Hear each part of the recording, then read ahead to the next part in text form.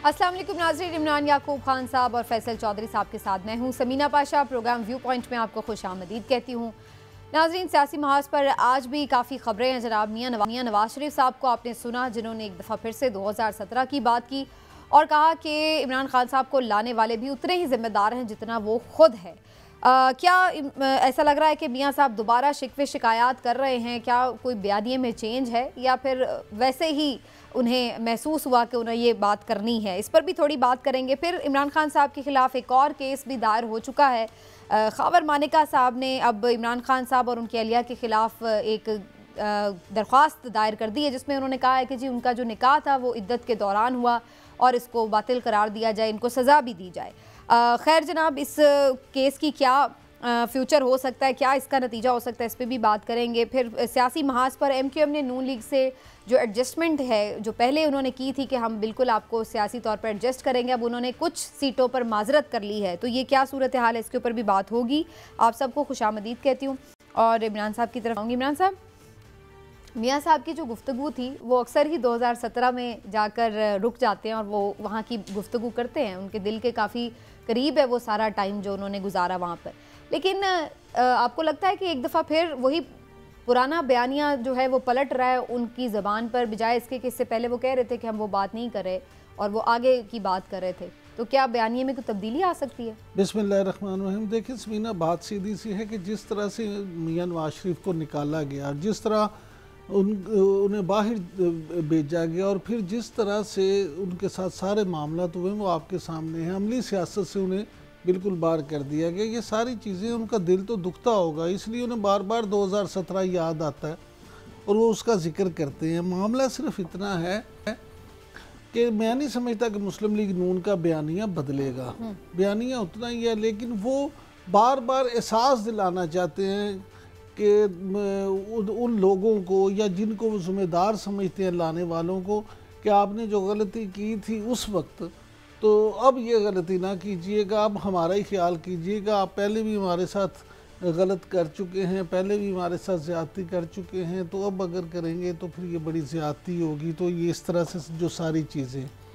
दूसरा ये कि वो अपने वोटर और सपोर्टर को भी ये एहसास दिलाना चाहते हैं कि आम आदमी तक भी ये पैगाम देना चाहते हैं कि देखिए हमारे साथ बड़ी ज़्यादती हुई थी, लेकिन हम अब आगे जो 2017 में सफ़र ख़त्म हुआ था उसी को लेकर हम आगे चलेंगे और जिस तरह से उस वक्त मुल्क की सूरत हाल थी उसको हम आगे बढ़ाएंगे। और ये सारी वो अपने जो कारनामे गिनवाते हैं कि हमने एनर्जी बहरान जो है उसको हल किया और ये चीज़ें वो सारी, तो वो बार बार देखें उनका एक ही चीज़ पे फोकस है कि पहिया ना रुकता तरक्की का और हम ये कर जाते, हम वो कर जाते।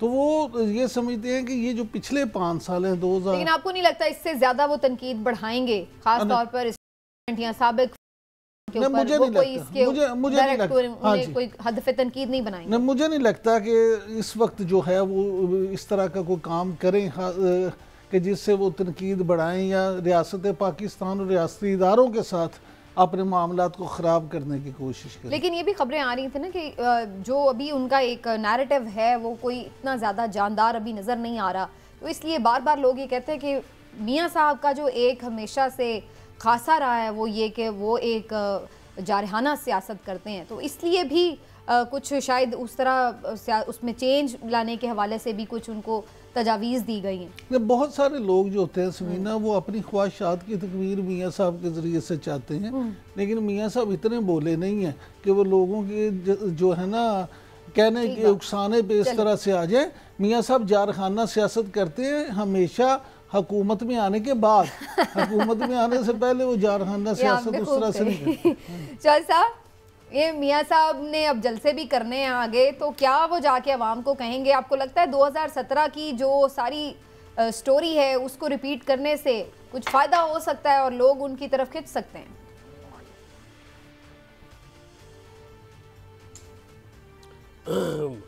समीना, 2017 पुरानी बात हो गई।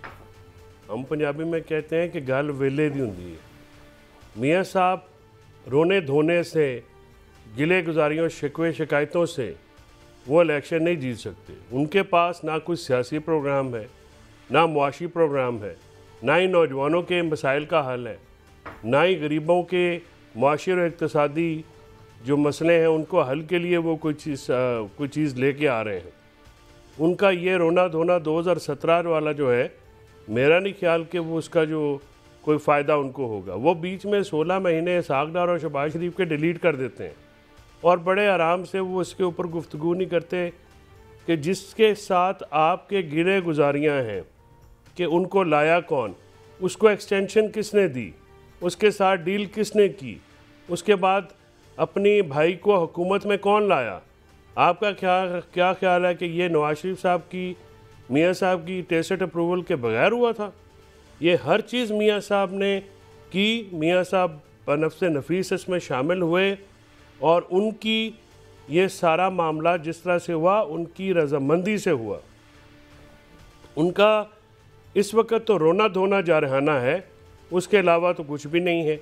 ना तो वो किसी तरह से लोगों को के मसाइल से आगाह लग रहे हैं कि जो आज के मसाइल हैं वो क्या हैं, उनको कैसे हल करना है। वो हमेशा एक डील के ज़रिए आए हैं और डील ही करके दोबारा आए हैं। ठीक। और ये बात अब लोगों को उनकी समझ में नहीं आ रही कि वो चाहते क्या हैं। ठीक है। 2017 में उनका लग रहा है उनके साथ ज्यादती हुई तो उनका नाम ले जिसने ज्यादती की, और वो फिर वो बिल्कुल ही कंफ्यूज हैं और उनके पास कोई क्लैरिटी नहीं है, ना सियासी महाज पे, ना मुआशी महाज पे, ना इक्तिसादी महाज पे, ना वजारत खारजा के महाज पे, ना बाकी जो इस वक्त सूरत हाल बनी हुई है इंटरनेशनली उस पर उनका मौक़िफ़ क्या है। उनका कोई मौक़िफ़ नहीं है। देखिए वज़ीर आज़म पाकिस्तान जो हैं उनके तो डील करने के जो इश्यूज़ होते हैं उन पे मियाँ साहब का मौक़िफ़ ही नहीं आया अभी तक। उनकी जलसे की तकरीर को तो लोग अगले दिन ही भूल गए थे। अभी तक जो है वो एक जलसा नहीं बड़ा कर पा रहे हैं दोबारा। तो सब उन्होंने ताड़ियां गल्लां च नहीं आना। इस वक्त जी उसामा गाजी साहब हमारे साथ मौजूद है, सीनियर रैंक पर्सन, सीनियर साहब। नहीं sir, thank you so much, आपने वक्त दिया। वो साड़ियां गल्लां चाण ना आन, कुछ दसन ते सही उन्होंने करना की है, करना क्या है। ठीक है, आफ्टर ऑल चौथी दफा वज़ीर आज़म के उम्मीदवार ने कोई पॉलिसी कोई मंशूर तो सामने आना चाहिए, ये बात बिल्कुल दुरुस्त है। उसामा, हम बात करें मियाँ साहब की सियासत की, उनके बयानिए की। वापस तो वो आए हैं, दूसरा जलसा अभी तक नहीं किया, 1 महीना होने को है, और उसके बाद अब फिर से रिवायती कुछ उनके शिकवे शिकायत नजर आ रहे हैं एस्टैब्लिशमेंट के साथ। तो वो क्या पुरानी डगर पे चल पड़े? देखिए, आपके सवाल के 2 पहलू हैं। एक तो ये कि वो जलसा जुलूस कोई मीटिंग कुछ उस तरह नहीं कर रहे। ये तो उनका कॉन्फिडेंस है, उनका एतमाद है जो छलक रहा है। आप देखिए कि कितने वो कॉन्फिडेंस से आए हैं, पूरी तरह सारे मामला तय करके, जरूरत ही नहीं है शादी का लोग तो ये तो देखिए ना कि मियाँ साहब ऐसे तो नहीं आते। वो तो आप देखिए कहीं भी ऐसे नहीं जाते जब तक गल ना हो गई हो। ना अदालत में जाना है, ना सियासत में आना है, ना मुल्क से बाहर जाना है, ना मुल्क में वापस आना है। तो वो तो कोई भी काम इसके बगैर करते नहीं है। ये तो बात हो गई उनके कॉन्फिडेंस की, तो इसकी तो आप उनको दाद देंगे। वो समझते हैं कि अब अवाम में जाने की जरूरत नहीं है। देखिए, कीड़े मकोड़ों से कौन मिलता है? जब आप अगर अमेरिका के सफीर से मिल रहे हैं, वो आपके साथ मिल रहे हैं, दीगर लोग मिल रहे हैं, आपको तसल्लियां हो गई हैं, आपके जो मुखालिफिन हैं वो बंद हैं, उठाए जा रहे हैं, कोई लापता हो जाएगा उसका घर तोड़ दो, कारोबार तोड़ दो, कोई बाहर नहीं निकल सकता। एजाज सैयद साहब ने भी कहा है, उन्होंने बाकायदा बताया कि एक सरकारी अफसर ने उनको, जो बड़े अहम रसूल करीब है, उन्होंने कहा कि जी वो अगर बल्ला हुआ तो फिर उम्मीदवार नहीं होगा, और अगर उम्मीदवार हुआ भी तो निकल नहीं सकेगा। यानी अगर तो कोई उम्मीदवार आ गया तो उसको निकल नहीं दिया जाएगा। इससे ज्यादा मियाँ साहब को और क्या चाहिए?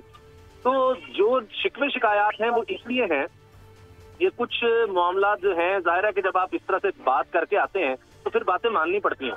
मियाँ साहब का मसला ये है कि वो फिर कोई मसला आ जाता है उनको कि सारी बातें नहीं मानते, और वो फिर पुरानी, पहले मुझे क्यों निकाला, तो अब वो कह रहे हैं जी मुझे तब क्यों निकाला था, तब क्यों निकाला था। वो जो आप मंशूर की बात कर रहे हैं, उनका मंशूर ये है कि हमसे क्यों आप इक़्तिदार छीन लेते हैं।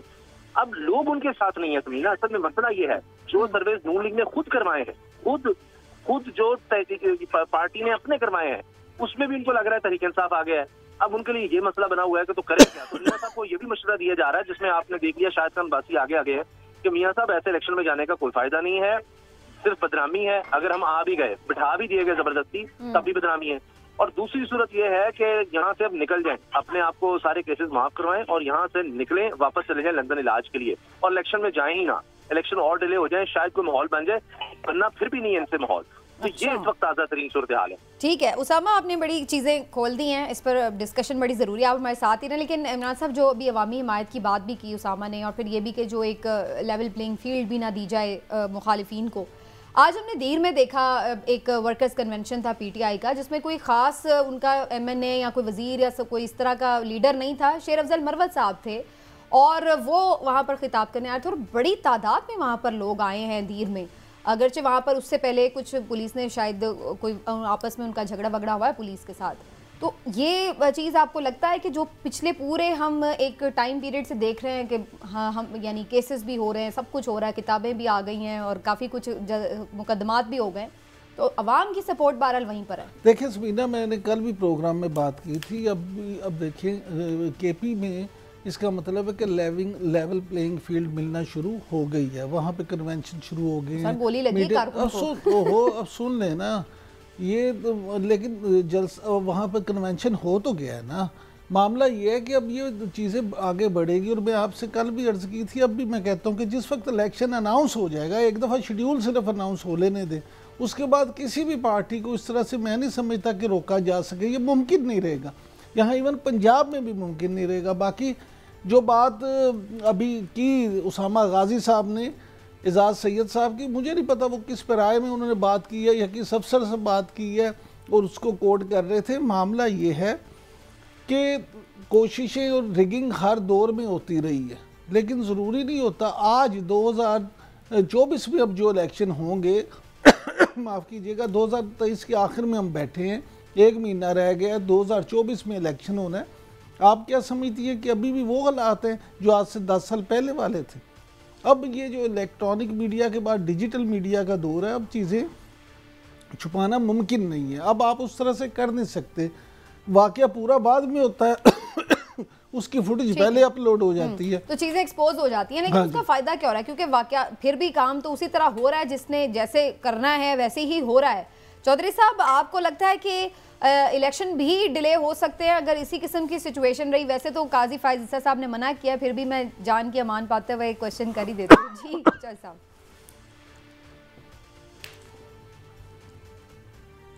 मैं अपनी जान और इज्जत की अमान तलब करते हुए इस सवाल का जवाब ना देना पसंद करूंगा लेकिन क्योंकि आपने नहीं छोड़ना, आपने इंसिस्ट करना है, तो देखिए इलेक्शन को माहौल के ऊपर जो है, हालात और वाक़यात के ऊपर डिपेंड करता है ना, कि अगर हालात वाक़यात आज की सूरत हाल में रहे तो कोई वजह नहीं है कि इलेक्शन को डिले किया जाए।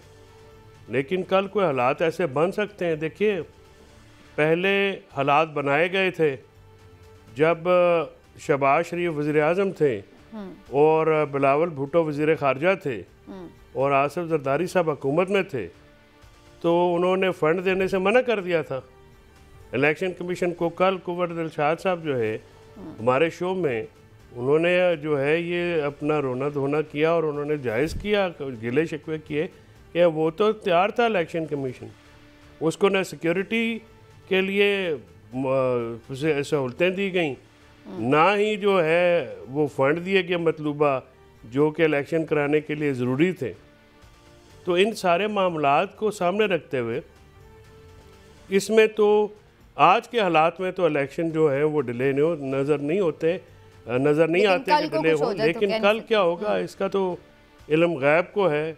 ठीक है, लेकिन उसामा ने भी इस पर उसामा, जो आपको लगता है कि एक सिनेरियो चाहा जा रहा है कि अगर वो हो स्पेसिफिकली फिर ही इलेक्शन में जाया जाए, तो आपको लगता है इलेक्शन भी डिले हो सकते हैं? देखिए जिस तरह अभी चौधरी साहब ने बड़ी खूबसूरत बात की, जब एक दफा आइन जो है आपने तोड़ दिया ना, उसके बाद फिर कोई मसला नहीं है। आप मुझे बताएं क्या कोई तादीली कार्रवाई हुई? अभी अतर मिनल्ला साहब का इजाफी नोट आप देख लें कि जी एक दिन भी ऊपर जो है नहीं होना चाहिए, ये जो निगरान सेटअप है ये तो है ही गैर कानूनी। तो क्या हो जाएगा जब यही जो मामला जो हम बहाने सुनते रहे कि जी अमन अमान नहीं है, पैसे नहीं है, रकम नहीं है, तो दोबारा भी हो सकता है। खुदा न खास्ता मैं ही नहीं कह रहा कि होना चाहिए या क्या, इसकी पॉसिबिलिटी तो है। जब एक दफा आप 90 दिन से ऊपर चले गए हैं, और एक दफा नहीं 2 दफा, खैबर पख्तूनख्वा पंजाब की मिसाल है, उसके बाद इलेक्शन कमीशन खुद तारीख दे चुका, उससे आगे चले गए। अब भी जो फरवरी की तारीख आई है वो भी कोई 90 दिन के अंदर की नहीं आई। तो इसलिए अब ये कोई बहाना तो अलग बात है। जहां तक इमरान साहब ने बात की है ना, वो मैं उससे भी एग्री करता हूँ कि अभी देखें जब ये शेड्यूल आ गया, जब मामला उस तरफ चल गए तो फिर कई कट्टे खुल जाने हैं, पता नहीं क्या कुछ खुल जाना है, फिर मुश्किल हो जाएगा। लेकिन अभी आप देखें कि अगर कोई जलसा होता है, जलसा तो खैर क्या कन्वेंशन होता है, तो उसके बाद जनाब वो पर्चा फिर आ जाता है किसी न किसी खिलाफ, फिर कोई गिरफ्तार हो जाता है। तो अभी तक तो हमें चीजें उस तरह की लेवल प्लेइंग फील्ड वाली मामला नजर नहीं आ रहे। आने वाले दिनों में देखते हैं क्या होता है। लेकिन तो उसामा ये तो एक इस बात से भी आज जो आपने अगर देखे हो परदीर के मनाजिर, काफ़ी बड़ी तादाद में एक वर्कर्स कन्वेंशन था, लेकिन एक जलसे का ही मंजर पेश कर रहा था। ऑलमोस्ट अच्छी खासी तादाद में लोग वहाँ पर मौजूद थे। तो केपी में तो जो अभी तक भी कन्वेंशन हुए हैं उससे तो लग रहा है कि स्ट्रेंथ पीटीआई की वहाँ पर बरकरार है, और जितनी मर्जी जो मुकदमात भी हुए हैं, जो कुछ भी हुआ है, बहुत पीटीआई तो अलग-ऐलान कहती है कि इंतकामी कार्रवाइयाँ उनके खिलाफ, तो उसके बावजूद भी इसका मतलब है सपोर्टर वोटर तो उनका वहीं खड़ा हुआ है उनके साथ। समीना नासिर का बढ़ा है, वो आगे जा रहा है, मकबूलियत बढ़ रही है, कम नहीं हो रही। हाँ, आप इलेक्टेबल्स की बात करें, आप लोगों की बात करें, मैं आपको खुद बता रहा हूँ, मैं पर्सनल नॉलेज से बता रहा हूँ कि एक साहब हैं जी, उनके भाई हैं, वो कैंसर पेशेंट है, उनको पकड़ के ले गए। अब वो क्या हुआ कि उन भाई ने कहा अच्छा जी मेरा भाई है, कैंसर का है, इसके लास्ट स्टेज है, वो आ गए, उन्होंने इससे कहा पाकिस्तान पार्टी ज्वाइन कर ली, तो ये एमपीए रह चुके हैं। अच्छा, अब वो उसके बाद सब कुछ ठीक है, तो ये तो अब हो रहा है। लेकिन जो खैबर पख्तूनख्वा है ना जी, ये अपर दीर, ये स्ट्रॉन्ग होल्ड नहीं है तहरीक इंसाफ का। यहाँ जमात इस्लामी का भी है, मजहबी वोट बहुत ज्यादा है, ये स्ट्रॉन्ग होल्ड नहीं है, तो ये हाल है। तो आप सोचिए जरा के खैबर पख्तूनख्वा के बाकी इलाकों में क्या हालात होंगे, इससे आप अंदाजा लगाइए कि सूरत हाल अब ये कितनी मुश्किल हो चुकी है इस वक्त। यानी जो भी जिस तरह से बनाना चाह रहे हैं इलेक्शंस को या मियां नवाज शरीफ साहब के लिए, ठीक, और इसका उनको अंदाजा है, इसी वजह से वो जलसों के लिए नहीं निकल रहे। ओके, लेकिन इमरान साहब अभी मामला तो ये हैं कि पॉपुलैरिटी अपनी जगह, लेकिन जो एक कानूनी पेचीदगी हैं वो अपनी जगह। अब एक और मुकदमा भी खुद खावर मानिका साहब ने दरख्वास्त दे दी है, उनका पिछले दिनों इंटरव्यू भी आया, उसके ऊपर बड़ी बातचीत हुई और सब ने, कुछ ने बहुत कंडेम किया कि इस तरह की बात नहीं होनी चाहिए, कुछ ने कहा कि नहीं ठीक है, और उसके बाद अब वो दरख्वास्त लेकर चले भी गए हैं अदालत में। तो आपको क्या नज़र आ रहा है, क्या इस किस्म की चीज़ें जो हैं वो कामयाब हो सकती हैं, कोई पॉपुलैरिटी को कम करने के लिए कोई डैमेज हो सकता है? समीना, बात सीधी सी है। पहले मैं तो ज़ाती तौर पे समझता हूँ कि लोगों की ज़ाती ज़िंदगियों के बारे में तो इस तरह से घरेलू मामलात पे इस तरह से शायद हमें भी को बहुत ज़्यादा डिस्कशन नहीं करनी चाहिए, क्योंकि मीडिया पे भी जब डिस्कशंस होती हैं तो उससे भी लोग जो हैं वो उसको ज़्यादा डिस्कस करते हैं। लेकिन मैं इसे गैर इखलाकी हरकत समझता हूँ, इस तरह से किसी के घरेलू मामले में दखल अंदाजी करना।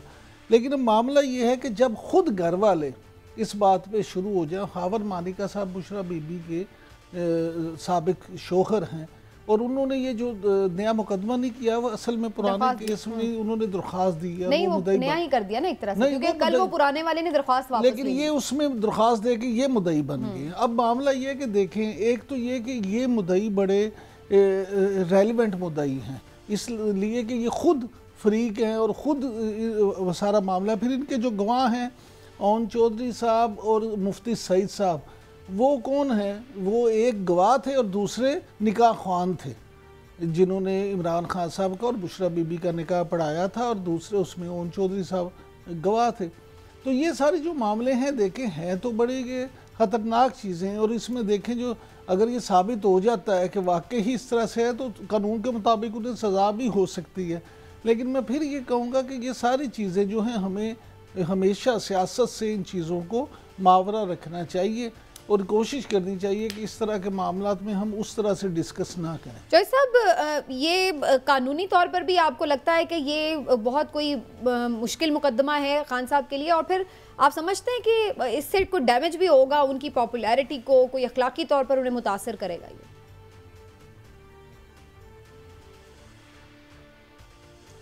पहली बात तो मैं बिल्कुल इमरान साहब से मुत्तफिक हूँ कि ये इंतहाई इखलाक से गिरी हुई बात है। किसी भी शख्स की ख़ानदान और फैमिली के मुतालिक कोई का केस करना, और वो भी इस तरह से। मैं मानिका फैमिली को बहुत अच्छी तरह से जानता हूँ, इनके बुज़ुर्गों को भी मैं जानता हूँ, ये बहुत वज़ादार लोग थे। लेकिन इस किस्म की हरकत से जो उनके ख़ानदान की अपनी इज़्ज़त है उसमें भी इजाफ़ा नहीं होगा, बल्कि उसमें कमी आएगी।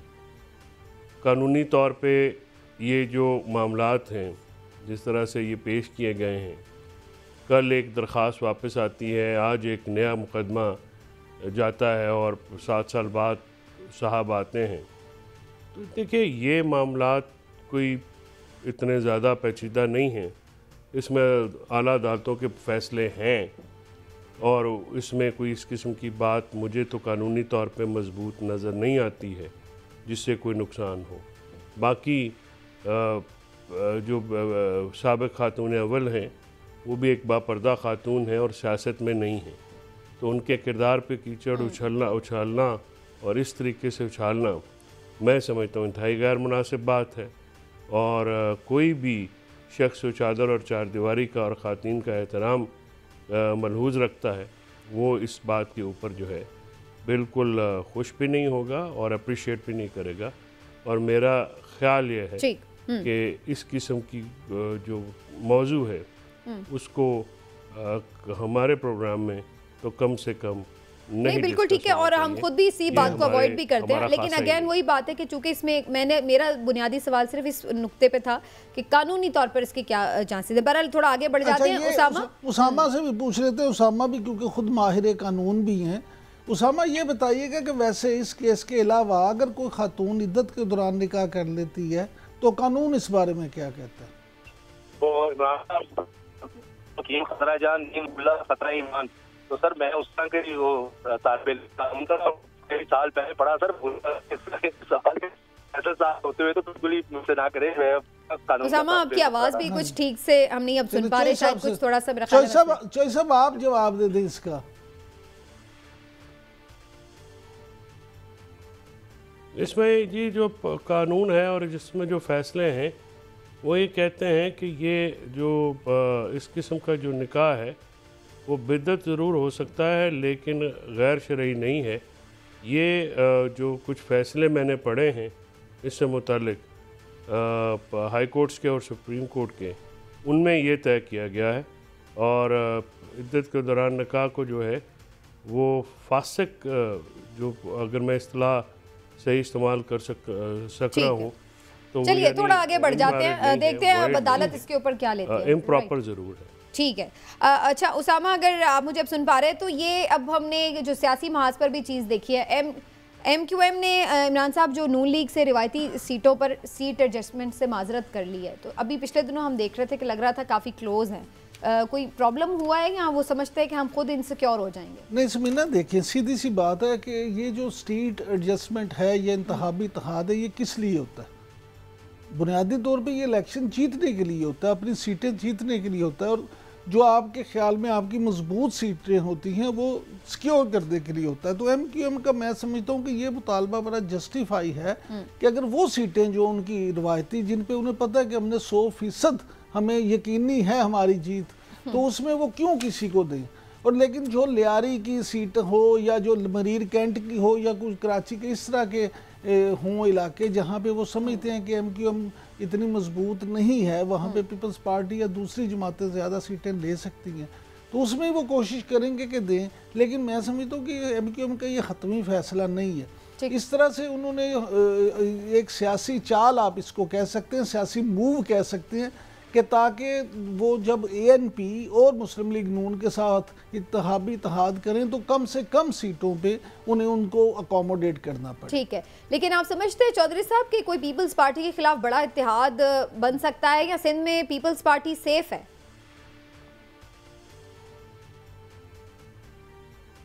नहीं, पीपल्स पार्टी के खिलाफ बड़ा इत्तेहाद तो बन सकता है और गालिबन इसी ख़तरे को मलूज़ रखते हुए जो असद जरदारी साहब की जो आज उन्होंने कमेटियाँ बनाई हैं सियासी कि मुख्तलिफ लोगों से आप मिलें, तो ये उसी का शाखसाना है कि पीपल्स पार्टी को और जरदारी साहब को ये ख़तरा महसूस हो रहा है या लग गया है कि वहाँ पे GDA, MQM और नून लीग या दूसरी जमातें मिल के तो उनकी सीटों में जो है वो खातिर खा कमी कर सकते हैं। मुझे लगता है कि पीपल्स पार्टी के साथ हैंड हो गया है और बकौल मुस्तफ़ा नवाज़ खोकर साहब के, उनको तो शायद सिंध में भी मखलूत हुकूमत बनानी पड़ेगी। अच्छा, तो मरकज़ को तो वो जहन से निकाल दें। तो ये बात जो है पीपल्स पार्टी को जो है डैमेज तो कर रही है और इनकम्बेंसी फैक्टर बहुत ज़्यादा है। 15 साल में वो सिंध तो नहीं बदला, पीपल्स पार्टी के हालात काफ़ी बेहतर हो गए हैं। उनसे मुतल्लिका जो लोग हैं वो बिल्कुल अपने मुआशी और इक़्तिसादी लिहाज से। अच्छा, मुझे एक ब्रेक की तरफ जाना है, लेकिन उससे पहले मैं एक शॉर्ट कमेंट आप लोगों का ज़रूर लेना चाह रही हूँ इस बात के ऊपर भी। आरिफ अलवी साहब को भी इमरान साहब काम से रोकने से और ओहदे से हटाने के लिए दरख्वास्त दायर हो गई, तो आपको लगता है कि सदर के लिए भी कोई मुश्किल हो सकती है आने वाले दिनों में? समीना, कल जो जस्टिस अतर मिनल्ला साहब का इजाफी नोट था तो वो एक तरह से सदर मुमलिकत के ख़िलाफ़ भी चार्जशीट था। बुनियादी तौर पे देखिए, बहुत सारे लोग, ख़ास तौर पे PTI के तो बहुत सारे लोग उनसे नाराज़ भी हैं, नाला भी हैं। इवन जो इमरान खान साहब की बहन है अलीमा खान साहिबा, उनके भी एक दो बयान आपने देखे होंगे TV पे इस हवाले से। और PTI के बहुत सारे लोग हैं जो कहते हैं कि सदर ने दोहरा किरदार अदा किया है और सदर मुमलिकत ने उस तरह से किरदार अपना नहीं अदा किया जिस तरह से उन्हें करना चाहिए था। तो अब ये जो मामला है, इसमें मैं समझता हूँ कि इलेक्शन कमीशन जो है वो या अदालतें ही फैसला करेंगी कि सदर मुमलिकत जो हैं उन्होंने क्या किया है। लेकिन लेकिन अभी तो सदर साहब को इस्तिस्ना हासिल है ना, जब तक कोई सदर के ओहदे पे होता है चौधरी साहब, तो उसके ऊपर तो उस तरह से मुकदमात कायम नहीं हो सकते। तो ये फिर दरख्वास्त किस कदर उनके लिए कोई मुश्किल डाल सकती है? फ्रिवलेस दरख्वास्त है, मुझे नहीं लगता कि एंटरटेन होगी। और दूसरा जो जिस फैसले का हवाला दिया है इमरान साहब ने, वो सिर्फ सदर के खिलाफ थोड़ी चार्जशीट है। हाँ जी, वो तो इलेक्शन कमीशन के खिलाफ वो भी है, गवर्नर के खिलाफ भी है, निगरान हुकूमतों के खिलाफ भी है, सबके खिलाफ। सारों के पीछे लठ लेके पड़ जाएंगे।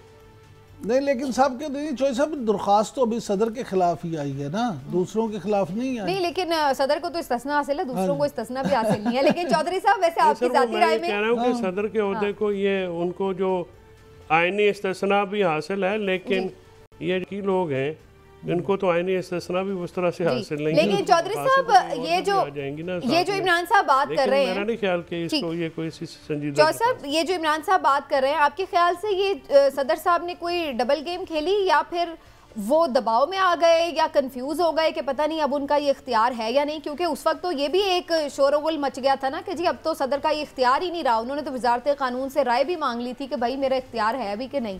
तो ये एक पूरा सिनेरियो भी तो था। आपको क्या लगता है, वो गिल्टी है इस मामले में? उन्हें देनी चाहिए थी तारीख?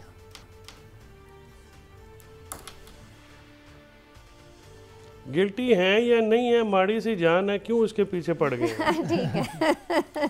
लेकिन समीना, सदर साहब को बचा लिया चौधरी साहब ने। मैं ब्रेक पे नहीं, लेकिन समीना जो आप बात कर रहे हैं, मैं आपसे अर्ज करूं कि सदर मुमलिकत के पास प्रॉपर एक जो कानूनी टीम होती है, और वो जिस तरह से वो राय मांगी उन्होंने, वो पहले भी इसमें जल्दी भी कर सकते और कुछ कर भी सकते थे अगर करना चाहते तो।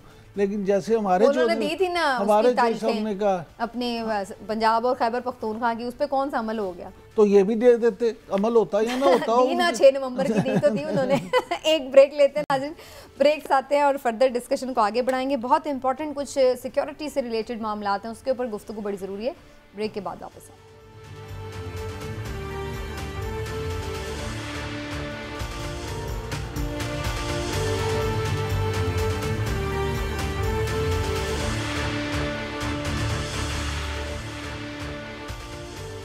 जी वेलकम बैक नाजरीन। जैसा कि मैंने आपसे जिक्र किया था, कुछ अहम मामलात हैं जो सिक्योरिटी उमूर से भी जुड़े हैं और कुछ अदालत से भी, उस पर भी बात करना बड़ा ज़रूरी है। एक तो जनाब गैर कानूनी अफ़गान शहरियों की बेदखली के ख़िलाफ़ जो केस है उसको समाअत के लिए मुकर्रर किया गया। ये दरख्वास्त दायर की गई थी और इसके ऊपर काफ़ी लोगों की मुख्तलिफ राय जो है वो सामने आती रहती है। कुछ इसको सही फ़ैसला गर्दानते हैं और कुछ समझते हैं कि इंसानी हमदर्दी की बुनियाद पर इस मामले को देखा जाना चाहिए था। तो अब ये बहरहाल मामला पहुंच गया अदालत, तो क्या इस पर बात हो सकती है, इस पर भी बात करेंगे। फिर इसके साथ साथ आज एक बहुत अहम फैसला हुआ है। ISPR की तरफ से ये प्रेस रिलीज़ में बताया गया कि पाक फ़ौज ने मेजर रिटायर्ड आदिल राजा और कैप्टन रज़ा मेहदी को बगावत पर उकसाने की सज़ा दी। उनका कोर्ट मार्शल हो गया और दोनों को कैद बामुशक्कत सज़ा सुनाई गई है, एक को 14 साल एक को 12 साल। तो भाई ये सारा मामला भी बड़ा इंपॉर्टेंट है कि कोई बाहर बैरून मुल्क बैठकर अफवाज पाकिस्तान के ख़िलाफ़ क्या कैंपेन कोई लॉन्च कर रहा है। यही से बात का आगाज़ करूँगी। इस सेगमेंट में ख़ास तौर पर हमारे साथ मौजूद हैं ब्रिगेडियर रिटायर्ड वक़ार खान साहब, दिफाई तज्ज़ियाकार हैं।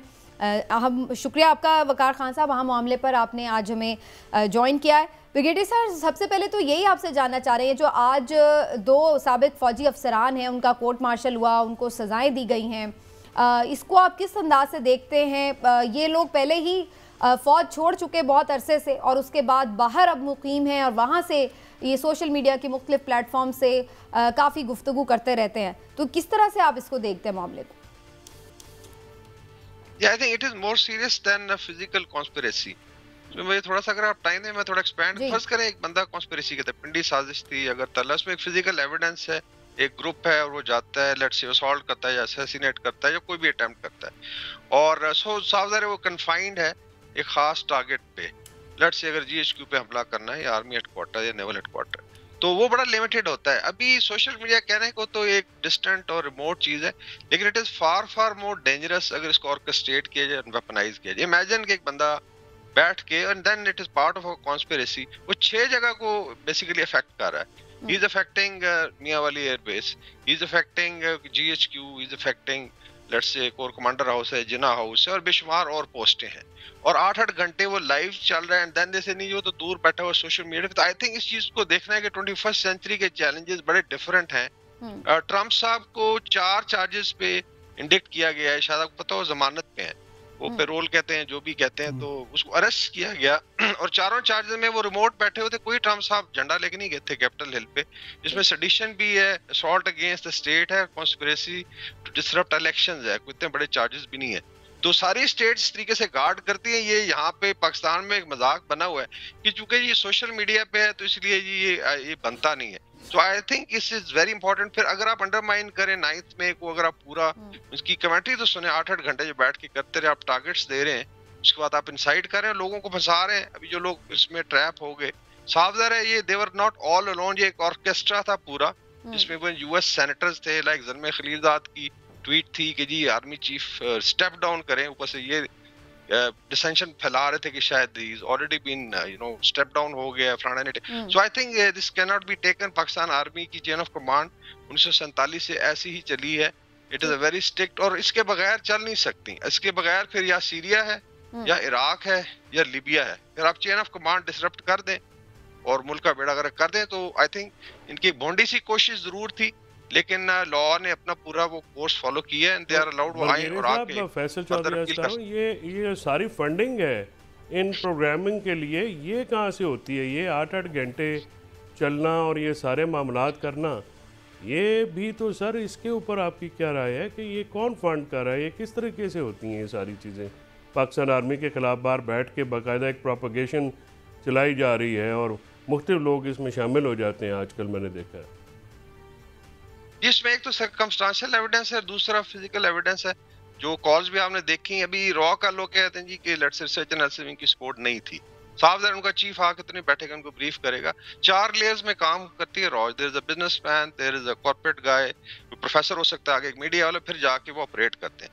मेन बंदा सामने नहीं आता और ये बड़ी एजेंसीज का ही काम है। सो इस तरीके से इनकी ऑडियोज भी हैं। दूसरा ये आपने जो बात की मैंने भी आज उठाई कि यार वेस्ट में सरवाइव करना इतना मुश्किल है नहीं, पाकिस्तानी बच्चों के लिए कमाना डॉलर्स और सरवाइव करना। How can you sit for 8 hours और बैठ के आप एक भोंडा सा लेके, अनफॉर्चुनेटली लोग फिर साफ ज़ाहिर है इसमें बुलेट भी होते हैं। टाइम हमारे लोगों को गपशप सुनने का शौक भी बहुत है, गॉसिप सुनने का, तो उसमें I think they are good gossipers. तो उसमें आप बैठ के 8-8 घंटे सारा दिन अराउंड द क्लॉक, और फिर आपने एक ऑर्केस्ट्रा बनाया and then you are showing के प्रॉब्ली बड़ी इनसाइड स्टोरी है। अभी इमेजिन करें इनकी क्या औकात है, क्या इन्फॉर्मेशन के पास 80% कंकॉक्टेड स्टोरी है। बीइंग चूंकि मिलिट्री में ये रहे हुए हैं तो साफ अगर वो बात करेंगे तो लोग समझते जी के बड़ी कोई इनसाइडर इन्फॉर्मेशन है। तो आई थिंक बिल्कुल आपकी बात ठीक है, there is a funding, definitely research analysis wing की है और फिर होस्टल एजेंसीज हैं। मैं सिर्फ एक मिसाल देता हूँ कि लंदन, न्यूयॉर्क और कनाडा या यूरोप के कुछ मुल्कों के अलावा बाकी 2 ममालिक के अंदर से सोशल मीडिया एक्टिविस्ट क्यों नहीं कर सकते पाकिस्तान के खिलाफ? चाइना है, रशिया है, मिडल ईस्ट है, अफ्रीकन कंट्रीज हैं, टर्की है, ईरान, वहां से करके दिखाएं, बिकॉज जहाँ दोस्ती का हक है वहाँ बड़ा ख्याल रखा जाता है। ये 3-4 ममालिक है जो कहते हैं। लेकिन खान साहब यहाँ पर एक सवाल ये भी आता है कि ये तो ठीक है, जो एक बिल्कुल आर्मी का डिसिप्लिन है उसके ऊपर कोई कॉम्प्रोमाइज़ भी नहीं किया जाता और उनका एक बड़ा सख्त कड़ा एहतसाब का निज़ाम है, उसके थ्रू वो चलते भी हैं। लेकिन इसमें अब ये भी सवाल है कि वो तो अब बज़ाहिर है बैरून मुल्क मौजूद हैं, उनको सज़ाओं पे इम्प्लीमेंटेशन कैसे होगा? क्या उन्हें वापस बुलवाने के लिए भी कोई कार्रवाई की जा सकती है? क्या अगर स्टेटस पे रखती है? अभी इसमें एक इशू आता है एक्स्ट्रेडिशन ट्रीटीज का। मैं आई एम नॉट रियली कोई इंटरनेशनल लॉ का या लीगल एक्सपर्ट नहीं हूँ, लेकिन पता है कि एक्स्ट्रेडिशन ट्रीटी के बगैर जरा मुश्किल होता है। लेकिन ये जरूर है कि अगर आपके लेट्स से वेस्ट के साथ अच्छे ताल्लुकात हैं, अमेरिका कनाडा के साथ, यूके के साथ बुरे ताल्लुकात नहीं है, and they have their interest in Pakistan, तो क्या they will sacrifice their relationship for these 2-3 jokers? तो ये भी एक फैक्टर इसमें। I think government of Pakistan और स्टेट अगर पाँव रखेगी और एग्जर्ट करेगी तो ये किया जा सकता है, ऐसा नहीं है।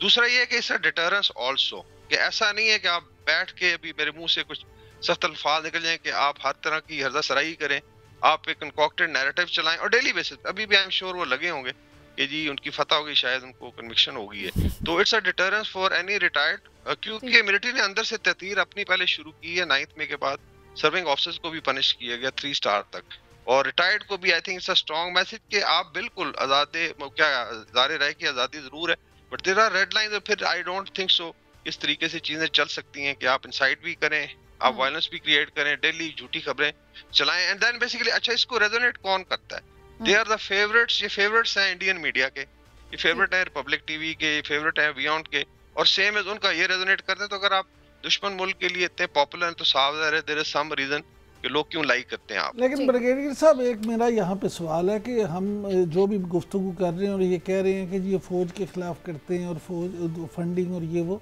क्या आप नहीं समझते कि सिर्फ फ़ौज की बात नहीं है, ये रियासत पाकिस्तान के दुश्मन है? फ़ौज तो एक रियासती इदारा है, ये सिर्फ उसको नहीं, असल में उसको फोकस करके तो ये पूरी रियासत के ख़िलाफ़ साजिश कर रहे हैं और उसको बदनामी कह लें, उसके लिए साजिश कह लें, जिस तरह से भी ये मुलव्वस हैं, तो रियासत पाकिस्तान को भी पूरा जोर लगाना चाहिए कि इनकी सज़ा पे अमल के लिए इनको यहाँ लाया जाए। ये एग्जैक्टली इसमें गवर्नमेंट ऑफ पाकिस्तान का बहुत, और इन्होंने बख्शा तो किसी को नहीं है। जहाँ पे अनफॉर्चुनेटली इसमें आप देखेंगे पोलिटिकल पार्टी के ये बेसिकली अगर आप देखें तो इनके बाहर के टेंटिकल सबसे बड़े नाम और परसिस्टेंटली इन्होंने किया है। तो क्या ये पॉलिटिकल पार्टी इनको रोक नहीं सकती थी? तो इसमें आई थिंक गवर्नमेंट का, स्टेट का भी रोल है इसके अंदर, डेफिनेटली अदालतों का भी है, और थोड़ा सा ये भी है कि हमें आई थिंक लॉज को भी अपडेट करने की जरूरत है। अभी लिटरली हमारे लॉज 1880 की दहाई के हैं लिटरली, और जो हमारी ब्यूरोक्रेसी है उन लॉज पे चलती है। इस तरह की चीजों के ऊपर सख्त एक्शन लिया जाना चाहिए ताकि आगे कोई इस तरह का मामला ना चले। शुक्रिया आपका वकार साहब, आपने हमें प्रोग्राम के सेगमेंट में ज्वाइन किया। एक छोटा सा ब्रेक लेते हैं नाज़रीन, ब्रेक के बाद वापस आते हैं।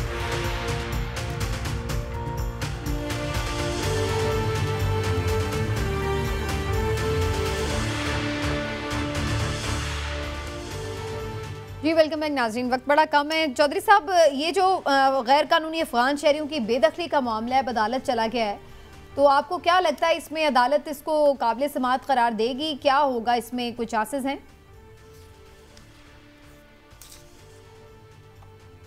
नहीं, काबिल समाअत तो करार दे दिया गया है चैम्बर अपील में।